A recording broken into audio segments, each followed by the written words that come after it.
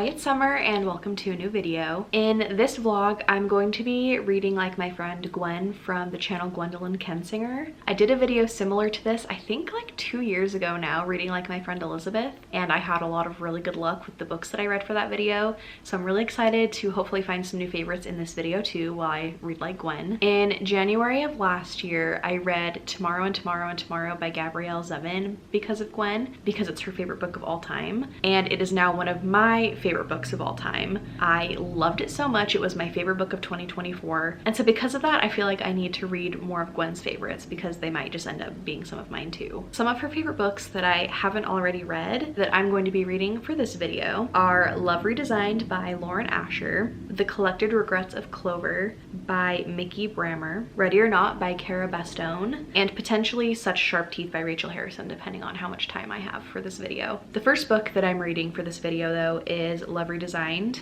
I actually started this one last night and I'm already 27% of the way through it, which is honestly really good progress because this one is kind of a chunkier book. I'm pretty sure it's like around 500 pages or something like that. This is book number 1 in the Lakefront Billionaires series. This one follows Julian and Dahlia, who I'm pretty sure were like childhood best friends, and they had a falling out in college, I think, and some life circumstances are bringing them back together. Julian is a billionaire, and I think it's because of like him buying real estate in land or something like that. And Dahlia has her own like interior design TV show. The synopsis says, Julian Lopez, my childhood rival and family frenemy.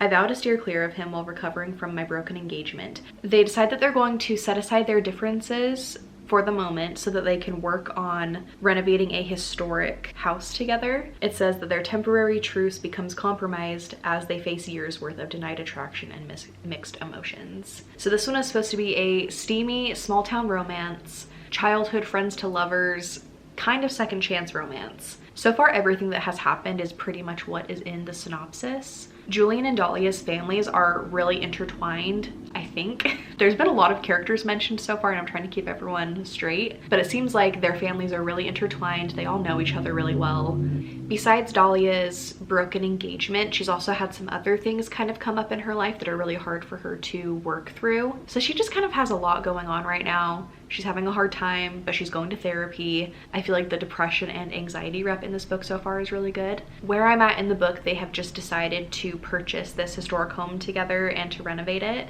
I love anything with like interior design or decorating. I love HGTV, so I feel like those vibes are definitely going to be in this book and I'm really excited for that. I do also love a billionaire story, so I think that's really going to work for me in this one. I also forgot to mention that there's kind of some themes of grief in this one so far. Both of the main characters within the last few years have lost family members that they were close with, so I think that's something that they're going to be able to bond over and help each other through. So it feels like it's gonna be heavy hitting and emotional, but also fun and steamy. And those are my favorite types of romance books. So I'm excited to keep reading this one. I'm going to keep listening to it today. I think that I wanna try and include some actual like vlog footage and like B-roll and stuff in this video. So my plan for tonight is that I actually need to put together a couple of journal swap packages that I'm doing for Gwen's Patreon. I'm one of her members and she puts together this whole journal supply swap. I talked about it more in my winter ween vlog, but I'm super into junk journaling right now. I'm hoping to like keep doing it through the rest of this year. So it's been such a fun new hobby and I have a bunch of journal supplies. I also might go to Joann's in a little bit though and pick up some more paper just so that I have enough to send to everyone.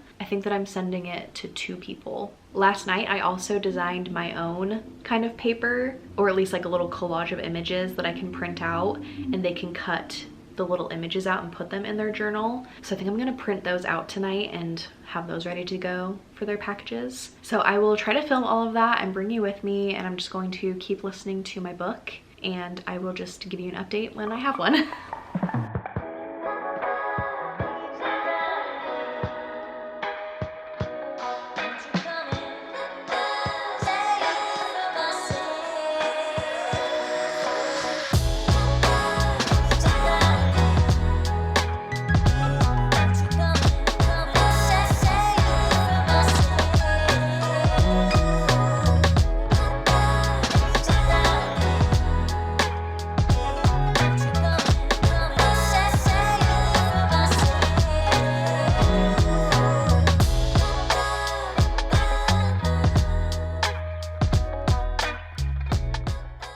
it's a little bit later. I was going to try and get clips of stuff while I was out, but when I got to Joann's, there was a paper taped to the door and it basically just said that they have shorter hours for the next couple of weeks. That sucked. I couldn't go in and get more paper. I think that I actually still have more here at home that I can cut up, so I think I'm just gonna make it work with what I have here. I was already like out though. I had already driven like 15 minutes to go to Joann's, so I was like, you know what, I might as well like do some other shopping while I'm out. So I went to Home Goods and I figured I would do a little haul for you. Show you what I got. I got this really cute little boot vase. This one was $8. And then to go in the vase, I also got these fake flowers. I used to be so against fake plants for some reason. I feel like I was probably just trying to be a plant snob or something. But I recently just started buying fake flowers for my house. These tulips are fake. I also got them from Home Goods, or my mother-in-law got them for me. And then I also have some fake flowers in a vase right here and right here. And I know it's kind of dumb, but like I get so much serotonin from having fake flowers in my house. The tulips look so real. Like they look like real flowers, and I can't get real tulips because they're toxic to cats. So when I saw those, they were just like perfect. I feel like I'm picky about the fake flowers that I get. I want them to look as real as possible. So I saw these and they look pretty real. They almost look like dried roses. I thought they were really pretty. The stems are like really fake looking though, so I knew that I needed to get a vase that would cover up everything. So there we go. I feel like it's perfect. And the flowers were, I think, $12.99. I just love that these are not going to die and I don't need to remember to water them. I'm just kind of like mad at myself for not buying fake flowers sooner. Like, why wasn't I doing that? This next thing is kind of random, but I got this glass bowl. I really like all of the colors that are on it. It was also on clearance for $6. We have a bunch of water bowls all around our house for the cats. Because of some medical conditions they have, they're supposed to be drinking a ton of water. And so the first thing that Travis did when we got home from finding out about some of their health stuff was he just like filled up a bunch of bowls and just put them all over the house. So I've been trying to find some cute bowls instead of just like boring like plain bowls that we have out right now. So I thought this one would be really cute. So that's the only other thing that I got while I was there. As another little book update, I am now at 48%, so I'm almost halfway through. And I'm really liking it, but also like nothing has really happened. I feel like things are finally kind of starting to get fun. There was an only one bed scene that just happened. Loved that. I always love that trope. But for being halfway through a book, I feel like more should have happened. Like they haven't even started renovating the house yet. They're still in the planning stages. And I'm really so far just feeling like there's no reason this book should be like 500-ish pages. This should be a 350-page regular romance book. I do really like the characters together though. Like so far it's just feeling like a solid like 3-star good cute romance. I'm just mainly bugged by how long it is because like that's insane for a romance book. I am still like enjoying it though, so I'm gonna keep listening while I cut some more paper up, get everything ready to get mailed out. Unless something crazy happens in the book, I don't think I'm gonna do another update tonight. So I will just talk to you whenever I see you next. It's the next day. I'm about to head to work, but I wanted to give a little update because I did finish Love Redesigned last night. My thoughts are pretty much the same as when I first started reading it. It was really cute, but it just felt too long. Like there's no reason that it needed to be that many pages. There was also basically no interior design stuff done. I kind of wished there was more of like the home renovation, decorating kind of stuff mentioned. It also just kind of felt like there was a lot of stuff that it was trying to do. There were a lot of characters, there were a lot of kind of like little subplot things that were brought in, or maybe not subplots, but there was just like a lot of stuff happening in the story. It was kind of hard to keep track of. Overall though, it was really cute. I'm still glad that I read it, and I think I'm going to go with a 3 for my star rating. The next book that I have picked up is Ready or Not. This one is by Cara Bastone, and it is about the main character, Eve. It's set in New York City, and she has just found out that she's pregnant after having a one-night stand. She doesn't have a whole lot of family, so her best friend and her best friend's husband are like her kind of found family. I think they've all known each other for a super long time. The friend and her husband struggle with infertility, so this is obviously bringing up a lot of like mixed emotions for them. So I'm really liking seeing like their relationships. I just got to the part in the book where she has told the guy that she had the one night stand with that she's pregnant. He's the owner of this bar. I think it's called Good Boy, and it's a bar where people can bring their dogs inside, which I think is a really cool concept. I'm only 16% of the way in, so I don't have like a ton to update on, but I'm going to keep listening to it while I drive to work and home.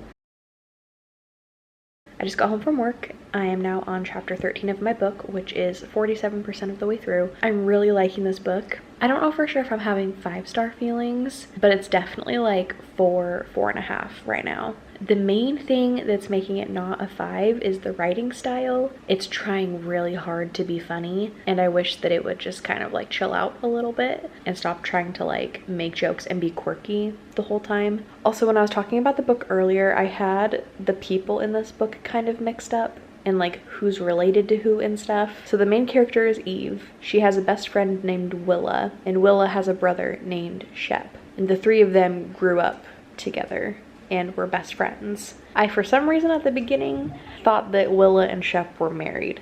They're not. They are siblings. So there's so much like found family vibes in this one. They all live close to each other in New York. Shep is actually living with Willa and her husband right now, but I've just loved seeing them hang out and do things together. Also, Shep is like totally like stepping up so much and doing so many things for Eve to help with her pregnancy and stuff. Like, he's just really being there for her. And I feel like I'm having so many conflicted feelings because I just kind of figured that Eve was gonna end up with the baby daddy, whose name is Ethan.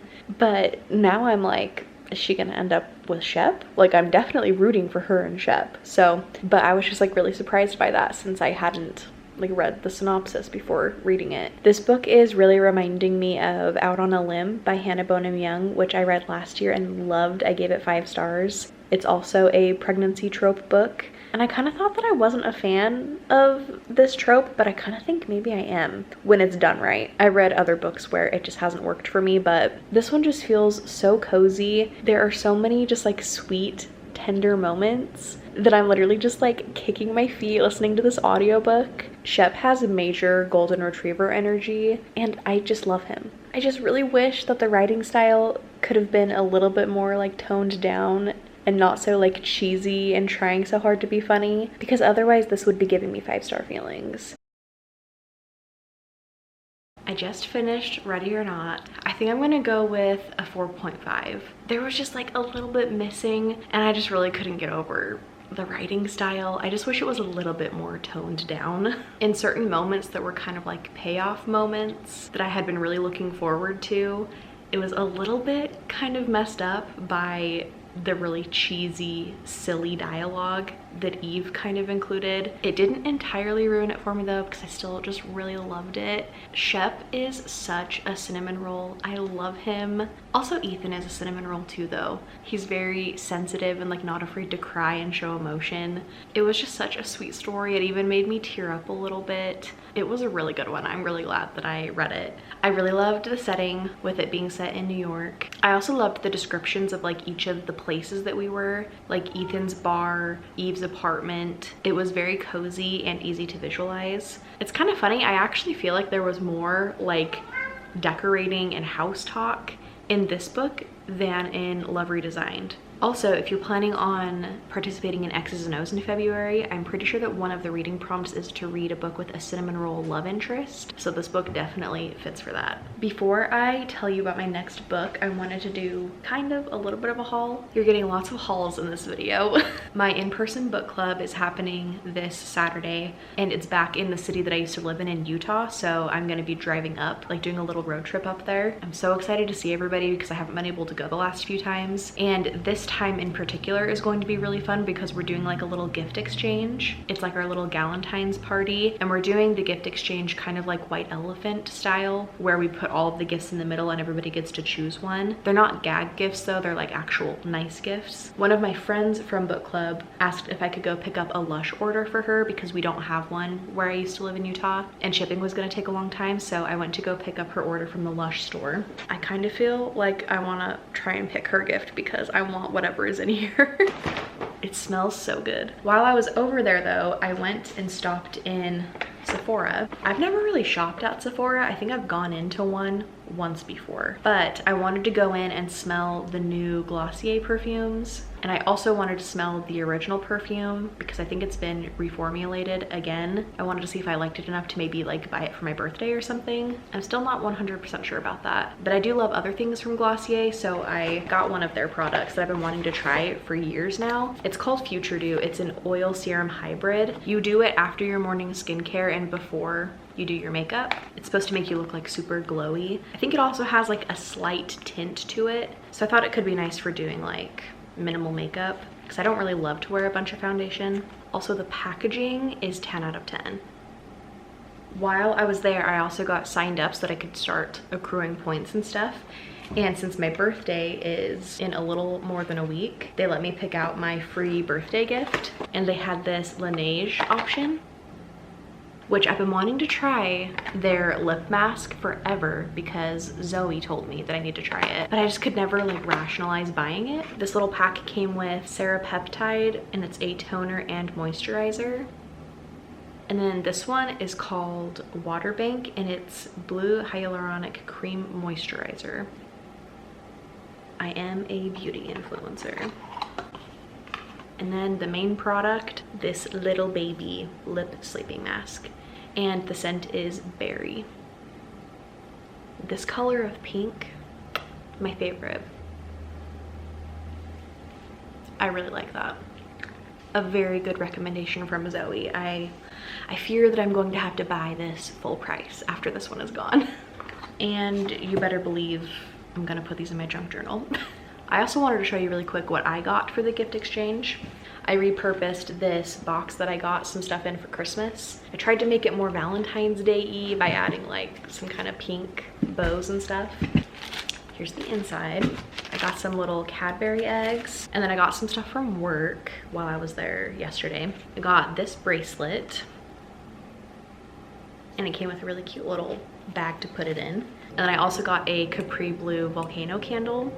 This is definitely like our staple candle that everybody's like obsessed with. It smells so good. A lot of the people that I work with don't like the smell just because we're like surrounded by it all the time. I still think it smells really good though. I feel like I did pretty good, honestly. Like I would want to get this stuff, so hopefully whoever gets it will like it, but I feel pretty good about it. But I'm really excited about everything, and I'm really super excited about this weekend for book club. Getting back into books though, the next one that I'm going to read is The Collected Regrets of Clover by Mickey Brammer. I'm going to steal a clip from one of Gwen's videos and have her tell you about this one. I cannot recommend this book enough. I think that this would work for a lot of people because it has a lot going on. Not a lot going on as in like too much going on, but I think it has themes and topics that will work for a lot of readers. But it follows a death doula. And so Clover, when she was in kindergarten, her kindergarten teacher was reading Peter Rabbit and dropped dead. And ever since then, she's just been obsessed with death. And then she ended up becoming a death doula. She lives in New York City, and her deceased grandfather's apartment, he basically raised her because her parents died when she was younger. So her teacher, then her parents, so then she had to go live with her grandfather in New York City. And now she's surrounded by all of his things, and she's, you know, going to people's houses, helping them, you know, like that end of life care type thing. So I learned a lot about what a death doula was, about death cafes, but I learned also a lot about treasuring life through the perspective of a death doula. And she keeps these little notebooks and writes down stories and memories and quotes and, you know, stuff about the people that she takes care of. And it's also about her taking care of herself and kind of just dealing with the emotional baggage of, you know, all of the things. It's also very emotional, as you can imagine. It does have like a slight romance element in it, but it's not a romance. It's not a romance. So don't go into it expecting that. But I just really loved everything about it. This cover is so pretty. I love it. And I feel like Gwen is the only person that I've seen talk about this book. So I'm really glad that she put it on my radar. I feel like I kind of saved this one for last because I'm afraid that it's going to make me cry because it sounds like something a little bit deeper and more emotional and heavy hitting. But also those are some of my favorite books. So I just need to not overthink it and just start it. And I think I'm really gonna like this one. I'm back and I have a little update for you.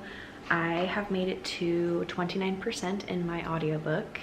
This one is gonna be a heavy one. I already am kind of like, okay, like don't think too hard about stuff or you're gonna cry. So far there's so much in this that I am just relating to. This book also is really reminding me of Rules for Visiting. The writing style feels kind of similar, as well as the flow of the plot, how we are kind of getting like flashbacks a little bit and then it'll bring it back to the main timeline. Also just seeing Clover's relationships. Her as a character is really similar to the main character in Rules for Visiting as well. They're both kind of loners. They have both kind of secluded themselves, and I really think there's just going to be some beautiful character development for Clover, and I'm gonna cry during this book. Like, I just already know.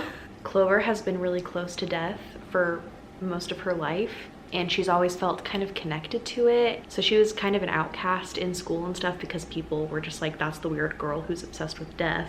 But that has turned into her having her job as a death doula. A death doula is someone who is a companion to you right before you're going to pass away. A lot of the time, her clients will be people that don't really have family or anyone that's going to be there for them in the end. And so she's able to be that person for those people. And also throughout her career, she's kind of collected people's regrets that they have at the end of their life, their last words. She'll occasionally go through these journals and read the passages and what people had to say on their deathbed. An example of one was a lady that said that one of her biggest regrets in life was not eating mangoes until she was in her 50s, because she had a mango on like a cruise with her husband and she was like, it was the most amazing thing ever and I regretted not eating them sooner. And so because of that, Clover will like go out of her way to like get a mango the next time she goes to the grocery store. She kind of tries to like honor the person by doing that, or she'll try to offset something bad that they may have done. One of her clients admitted that he would steal money from street musicians when they weren't looking. So now whenever she sees a street musician, she like tips them extra. She's very unique and quirky and she likes to be alone, but I think that's just kind of because that was the hand that she was dealt, so she's grown to just be used to it. But she does crave people and relationships at the same time, and she's kind of acknowledged that. You can tell that she like wants more out of life but doesn't really know how to get there. And she's also just so like stuck in her routines. So I'm kind of excited to see her life get a little bit uprooted and for her to like take some chances. There's this guy that Clover has recently met, and they keep kind of running into each other, and I just got to the point where he's trying to hire her to be a death doula for his grandmother. I feel like the plot is just about to really get started. So far I've really loved seeing the relationship between her and her grandfather and hearing about how she has dealt with the grief of losing him. The writing style is really beautiful and poetic. So I would already recommend this for people that like beautiful literary books. I'm going to keep listening tonight, but really quick I wanted to show you that I made a journal spread out of my Sephora things that I got. I think it turned out cute. I ripped up the Sephora bag and just kind of cut up everything else and put it in there. So yeah, there's a journal update and also a reading update. I'm gonna keep listening while I just do other stuff around the house tonight. I've got both the boys hanging out with me. Got Markle and Howie up there. Markle's making biscuits on me.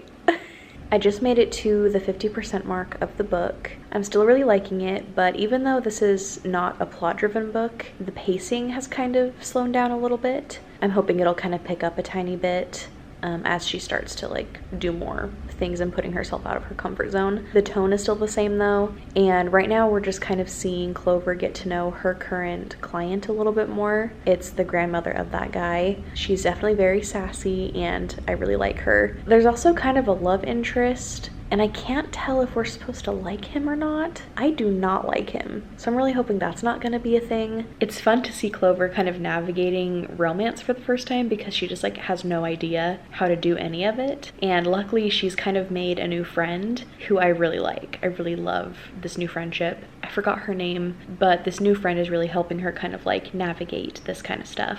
Her and this friend have gone to do yoga together, and they've also hung out at her house, and they've just had like some good conversations so far. And this new friend is very interested in Clover's job and is viewing it in a more positive light than most of the people in her life have, which I think is so good for her. Just to have someone who's like fully supportive of her, I think it's really sweet. That's pretty much it for the update though. My thoughts are still the same. I'm still really enjoying it.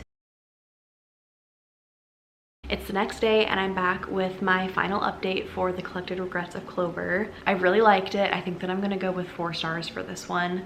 I don't know why, but it just wasn't giving me like 5-star feelings, but it was still so good and had such a lovely message behind it. Seeing Clover, someone who hasn't allowed herself to form relationships out of fear of losing people, seeing her open herself up to friendships and love was so sweet. Even though there is a little bit of a romance, I agree with Gwen, this is not a romance book, but it was an element of this one that I really enjoyed. At first, I was a little bit worried about where the romance was going, but I'm really happy with how everything worked out. I don't want to say too much because I don't want to spoil anything. Things definitely got a lot more dramatic, I guess, during the second half. There were a lot of ups and downs, but I am happy with the ending. It was very emotional. I, for some reason, didn't cry. I really thought I was going to at the beginning of the book. I did at least tear up a little bit though. If you want an emotional book with beautiful writing and awesome character development, I would totally recommend this one. It was really beautiful and I can totally see why this is one of Gwen's all-time favorite books. I really want to read Such Sharp Teeth, but this video is already getting pretty long, so I don't really think I have enough time to like tack on a whole other book. I also didn't have it available to me on audio, which is how I was able to get through the other books so quickly. I'm for sure gonna read it some other time this year though, because I really like Rachel Harrison books, and then also knowing that Gwen loved it so much makes me want to read it even more, so you will hopefully see that somewhere on my channel later this year. But I would definitely call this video a success. I got a 3-star, a 4.5 star, and a 4-star. Those are such good star ratings and I really enjoyed my time reading all of these. I will for sure continue to read like Gwen. If you were here for the tea to see if I like hated any of them, you're out of luck this time. I was hoping to have a little bit more of like actual vlog content, like b-roll and stuff in this one, but I just really didn't end up doing very much. Let me know in the comments if you've read any of these books and how you liked them. Also let me know if there's anyone that you would like me to spotlight in a video like this in the future, because I definitely want to do more read like so-and-so videos in 2025. If you're not already following Gwen, you need to be. I have all of her social media info in the description, along with all the other things that I told you to leave in the comments. You should also leave a Clover emoji if you made it to the end of the video. Thank you so much for watching, and I will see you in the next one.